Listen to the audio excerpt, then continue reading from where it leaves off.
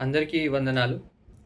ఇవాళ మనము ఒక గొప్ప సందిగ్ధావస్థ అంటే డైలమా గురించి మనం తెలుసుకోవాలి. సువార్త గురించి మనం స్టార్ట్ చేసాము. ఏమిటి అంటే ఫస్ట్ మనం దేవుడి గురించి తెలుసుకున్నాము. తర్వాత మానవుని గురించి, మానవ యొక్క స్వభావంని గురించి, మానవుడు పాపంలో పడి ఉన్నాడని మనం తెలుసుకున్నాము. ఇప్పుడు ఒక గొప్ప డైలమాలోకి మనము చూడాల్సి వస్తుంది. ఒక సందిగ్ధావస్థ అంటారు దాన్ని.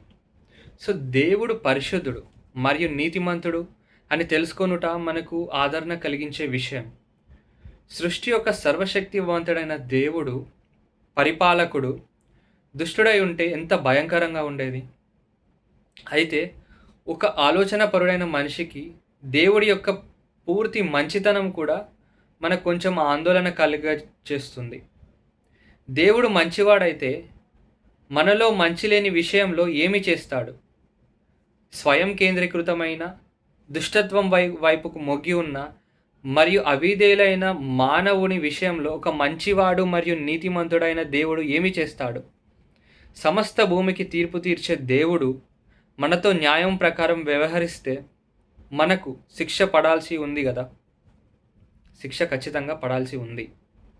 ఈ ప్రశ్నలు మన హృదయంలో చాలా ఒక గొప్ప సందిగ్ధతకు దారి తీస్తుంది.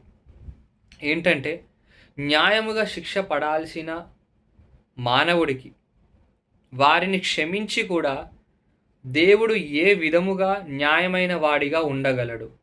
మళ్ళీ ఒకసారి చెప్తున్నా, న్యాయపరంగా మానవుడికి శిక్ష పడాలి. అలాంటిది శిక్ష పడవలసిన మానవుడిని క్షమించి దేవుడు ఎలా నీతిమంతుడిగా మరియు అంటే ఏ విధముగా న్యాయమైన వాడిగా ఉండగలడు అనేదే ప్రశ్న. ఎందుకంటే ఒక న్యాయము గలవాడు ఏం చేయాలి? తప్పును ఖండించాలి, శిక్ష వేయాలి. కానీ అలాంటిది పాపములో పడి తప్పు చేసి అవిధేయుడైన మానవుడికి శిక్ష పడకుండా క్షమించి, అలాగే ఏ విధముగా దేవుడు న్యాయవంతుడిగా ఉండగలడు అనేదే గొప్ప సందిగ్ధత. దేవుడు పరిశుద్ధంగా ఉండి దేవుడు పరిశుద్ధుడని తెలుసు మనకు. దేవుడు పరిశుద్ధుడిగా ఉండి కూడా ఏ విధముగా ఆయన దుష్టునితో స్నేహము చేయగలడు? మనం చూసాము, దేవునికి మానవునికి మధ్య సంబంధము ఎలా తొలగింది అంటే, ఆదాము హవ్వ స్టోరీలో మనం చూస్తే ఆదాము చేసిన పాపము, అవిధేయుడై ఉండడం వలన, దేవుడి ఆజ్ఞ అతిక్రమము చేయడం వలన పాపంలో పడి ఉన్నారు. అక్కడ ఫస్ట్ స్టేజ్, అక్కడనే దేవునికి మానవునికి మధ్య ఉన్న ఒక మంచి సంబంధం తొలగిపోయింది అని మనం అక్కడ చూస్తాము. సో, దుష్టులను నీతిమంతులుగా తీర్చే దేవుడు, ఈ దేవుడు ఎవరు అసలు? ఈ దేవుడు ఎలా దుష్టులను, మనలాంటి దుష్టత్వంలో మనలాంటి అవేధేయులైన మనల్ని నీతిమంతుడిగా ఎలా తీర్చగలుగుతాడు అనేది ఒక గొప్ప సందిగ్ధావస్థ. అయితే మన సందిగ్ధావస్థ, ఈ యొక్క డైలమాకి ఆన్సర్ ఏంటి అంటే, సువార్తలో మాత్రమే కనిపిస్తుంది. దేవుడు తన న్యాయం ప్రకారం శిక్ష వేస్తే పాపి శిక్షించబడవలసి ఉంటుంది అని మనం చూసాం.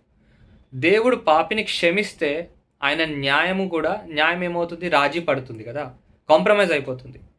ఈ అతి గొప్ప సందిగ్ధతకి సమాధానము కేవలం సువార్తలో మాత్రమే మనకి కనబడుతుంది. న్యాయం బట్టి దేవుడు మానవ జాతికి శిక్ష వేసి ఆయనకు వ్యతిరేకముగా మనము చేసిన నేరము విషయములో పూర్తి పరిహారము దేవుడు కోరుకున్నాడు. అవునా కదా? ప్రేమలో దేవుడు మానవ జాతిని తనపైకి తీసుకున్నాడు, మన పాపములను భరించాడు, మనకు రావలసిన పాప శిక్షని ఆయన అనుభవించాడు మరియు మనకు బదులుగా మరణించాడు. ఏ దేవుని న్యాయము మన పాపముల కొరకు న్యాయము కోరుకున్నదో ఆ దేవుడే మనకి బదులుగా తనను తాను అర్పించుకొనుట ద్వారా పరిహారం జరిగించాడు. సువార్తని నిజముగా సువార్త చేసే శుభవార్త ఇదే. అంటే సువార్తని నిజంగా శుభవార్త చేసేది ఇదే.